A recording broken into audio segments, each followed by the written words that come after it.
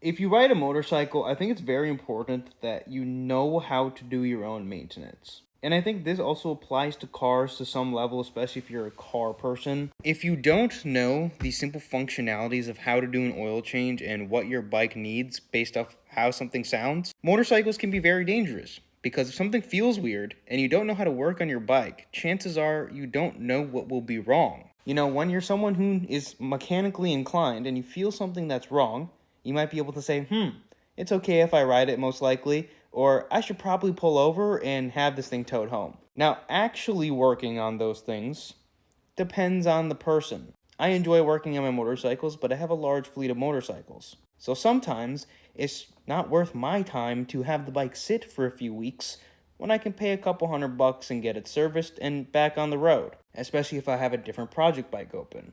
Same thing with the car. Sometimes, you want to give the car to someone else, you don't want to do the work because you just wanted to drive it and you don't have time. Or it's not worth your time because you might not enjoy it too much.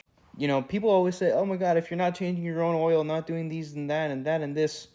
Well, honestly, if I had enough money to not do any of my services on any of my bikes, that'd be awesome. But I enjoy saving the hundreds of dollars of labor because I can buy more parts or more bikes. But, when you have your flashy Ducati and you give it to the dealership to go get it serviced, great. As long as, in my opinion, you know the simple functionality of how a bike should work, it's completely okay if someone else services and fixes your machines. I just see it all the time where it's like, if you don't service your bikes, you don't work on your own cars, you're not a real enthusiast. And it's, sometimes you don't have the time. It's not supposed to be a project in the first place and something broke.